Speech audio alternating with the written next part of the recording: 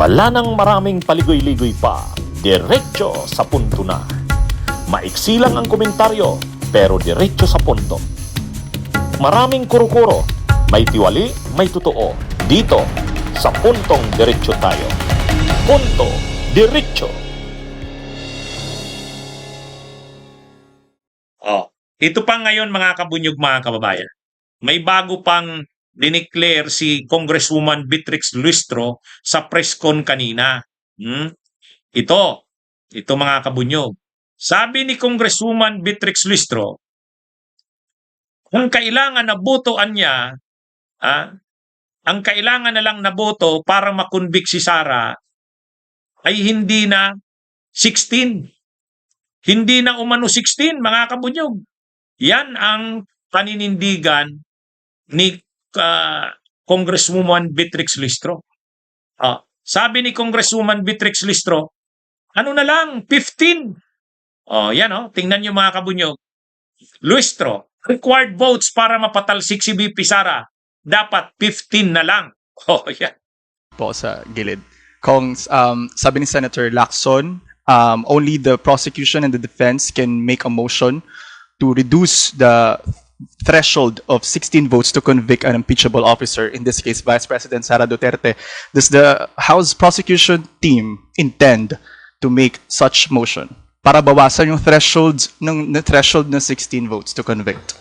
We have not actually discussed about that as being a team, no? But I have expressed my position already that concerning the threshold for the purpose of conviction, it is important to realize that the Constitution and the laws are evolving. Why do I say that? Because the Constitution should be responding to the demands of time, just like any other law, no? And very enlightening itong nangyaring change of leadership sa Senado because it invited our attention to look into the doctrine behind Avellino versus Cuenco, na in several occasions ay na-practice na rin ng Senate at nagkaroon na rin ng mga succeeding Supreme Court decisions along the same line, no? So, ang sa akin naman, let us anchor also our position on the mandate of the Constitution. Bakit tayo may mga senador? Primarily, the purpose is to represent the interest of the Filipino people. Kung ang ating senador ay nakakulong, nagtatago, nasa ospital, or nasa abroad. Ito yung tinatawag ni Avellino versus Cuenco na beyond the coercive power of the Senate. And having said so, plus hindi mai-represent yung interest ng taong bayan, how are we going to consider them for the purpose of determining the threshold or the required number of votes? So, personal opinion ko lang, I believe that the doctrine in Avellino should be applied also in determining the number of votes required for the purpose of conviction. That is my personal opinion. So dapat po bang bawasan? With the current situation, yes.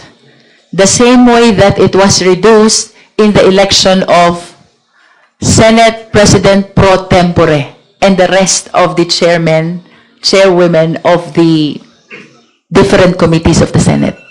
Para sa House prosecution team, ilan ang base number ng senador na tinitignan niyo po ngayon? This is my opinion. If the voting will happen now, it should be 22 as well. Po sa base number na 22, Kong Jinky, do you consider Senator Jinggoy as suspended already? Dahil siya po ay arrested na at nasa Sandigan Bayan? Well, under the Plunder Law and the Anti-Graft and Corrupt Practices Act, when the public officials are charged as such, they are suspended from becoming a member of the Senate. So, kung suspended ka, how can you attend? Are you still a senator on that particular occasion if you are suspended from your official duty? I think the answer is clear, no? And to add to what Kong Sia said, no? Meron tayong mandato sa Konstitusyon. And that is to trial forthwith, no? And if we hold the contrary view, it means that the constitutional mandate will be hostage by the different situations of some senators. Ilayo at wag ilapit, no? Kung yung nagsisirculate sa social media, mangyari. Sabihin natin 8 or 9 will be having their cases in court, no? Masususpend as provided in the Plunder Law and the Anti-Graft and Corrupt Practices Act. The required threshold is 16. So that will mean that it will paralyze the accountability mechanism. And we know, of course, that the Constitution is paramount. It must not be conditioned to the situation of our senators. This impeachment trial must proceed. The decision must be rendered, no?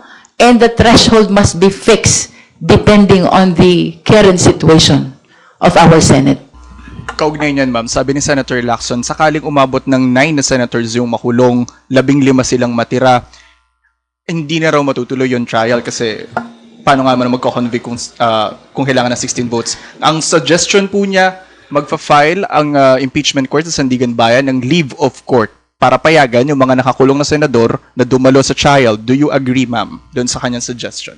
Well, my perspective is from the point of view that it is the Senate which has jurisdiction. We cannot speak for the Sandigan, we cannot speak for the Ombudsman, no? Of course, from the perspective of Senate yan, yung nag-hold ng impeachment trial, at hindi naman nila pwede basta panghimasukan what will be the decision of the Sandigan Bayan. I think it will be more appropriate to follow the doctrine of Avellino. After all, ibabalik ko dun sa mandato ng saligang batas. Dapat ang mga senador mag-represent ng interest ng sambayan ng Pilipino during that impeachment trial. And if you are detained, if you are in hiding, the question is, are you representing the interest of the Filipino? When in fact, you cannot attend because of your personal dilemma, no? So, we cannot subordinate the constitutional mandate to the situation in the Senate. Constitution is paramount, therefore, it must be interpreted in a way to give light to the implementation of the constitutional mandate. 15 na lang daw mga kabunyog, mga kababayan. Ayon kay Congresswoman, Beatrix Luistro, 15 na lang daw ang kailangan na boto, hindi na 16. Bakit 15? Bakit 15 ang paliwanag ni Congresswoman Beatrix Luistro? Kasi sabi niya ganito. Ganito ang paliwanag niya. Si Jinggoy Estrada, yan sabi sa Plunder Law at sa Anti-Graft and Corrupt Practices Act, kapag na-filean sila ng kaso, suspended din sila sa pagiging senador. Totoo naman yan, mga kabunyo.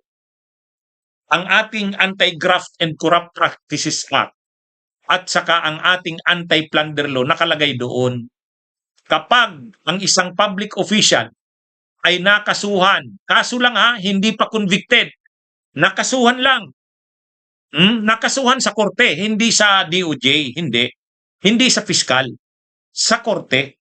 Kapag nakasuhan na sa korte, habang nililitis pa, pending pa ang trial, siya ay suspendido muna sa kanyang posisyon. So, ibig sabihin, kung senador ka, suspended ka sa pagiging senador. Malinaw yan sa Anti-Graft and Corrupt Practices Act. Malinaw din yan sa Anti-Plunder Law. So, sabi ni Congresswoman Beatrix Luistro, ay di dapat hindi na mag-aktong senador si Jinggoy Estrada habang hinihiring ang kaso niya sa Sandigan Bayan. Kasi may kaso siyang graft, may kaso pa siyang plunder. Imaginein mo yan. May kaso na siyang graft, may kaso pang plunder. Sa graft na nga lang, suspended, dido ka na.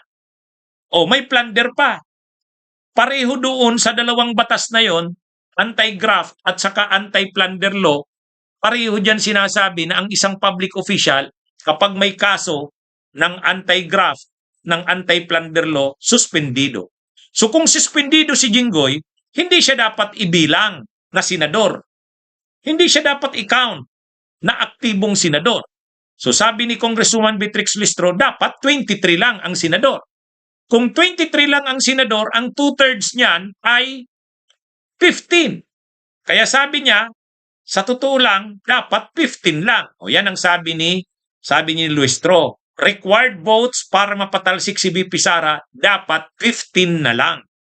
Ito pa, kung makukulong sila Marcoleta, kung makukulong sila Joel Villanueva,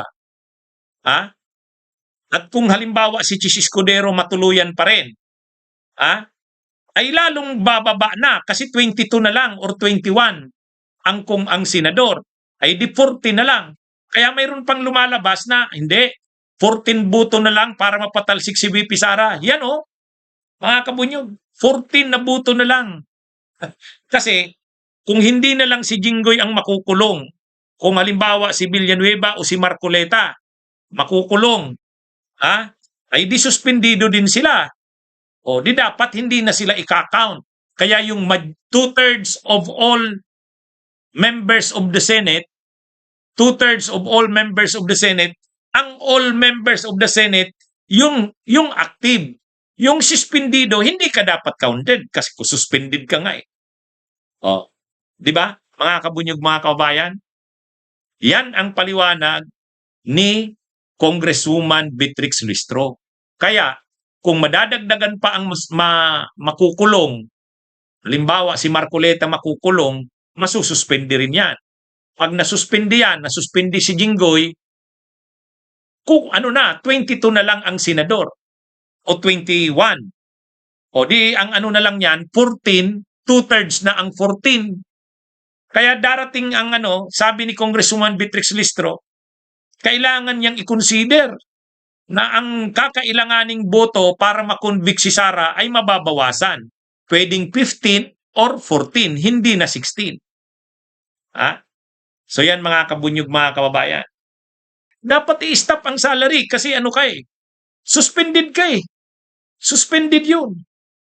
Pero ganito naman ang ruling dyan, mga kabunyog. Ganito ang ruling, ganito naman ang sabi sa batas. Kapag na-acquit ka naman, yung sweldo mo nung panahong nililitis ka, ibabalik sa'yo. Yan yung dyan. Kumbaga, pag napatunayan na quitted ka, na yan? Yung sweldo mo na hindi na ibigay sa'yo nung panahong suspendido ka, ibibigay ulit sa'yo. Yan ang nakalagay dyan. Parang lalabas niyan, back wages. Back wages. So yan mga kabunyog. So, ito ngayon ang isang contentious issue. Medyo magulo tong issue na to. Kasi ang sinasabi nila Congresswoman Beatrix Listro, mababawasan ang botong kailangan para i-convict si Sara. Hindi na siya 16. Pwedeng 15 siya, pwede pang ang 14. Yan ang medyo mabigat yan. Medyo mabigat yang ganyan. Hindi lang naman si Congresswoman Beatrix Listro ang nagsasabi niya. Si Congressman Joel Chua, na member din ng prosecution, ganun din ang kanyang pananaw. Si retired Senior Associate Justice Carpio, ganun din ang pananaw niya. Sabi nila, hindi na 16 ang magiging kailangan na boto para makonvict si Sara. Hindi na. Kasi mababawasan yung members ng Senate. Mababawasan. Yung sinasabing 2/3 of all members of Senate, mababawasan. O yan mga kabunyog, mga kababayan.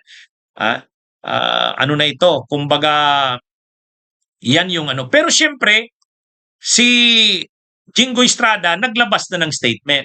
Sabi ni Jinggoy Estrada, hindi daw totoo yan. Wala pa naman daw declaration ang korte. Kaya sabi ni Jinggoy Estrada, makakaupo pa rin siyang member ng impeachment court. Sabi niya. Sabi ni Jinggoy, so sino ang tama? Sino ang tama? Iba-ibang opinion. Iba-ibang opinion. Bunyog, bunyog, halikan na kasama ka. Bunyog, kapag buklod ay may pag-asa. Luzon, Visayas Visayas, Mindanao, isa ang pananaw. Sa bagong Pilipinas ang bunyog isisigaw. Bunyog, bunyog, bunyog.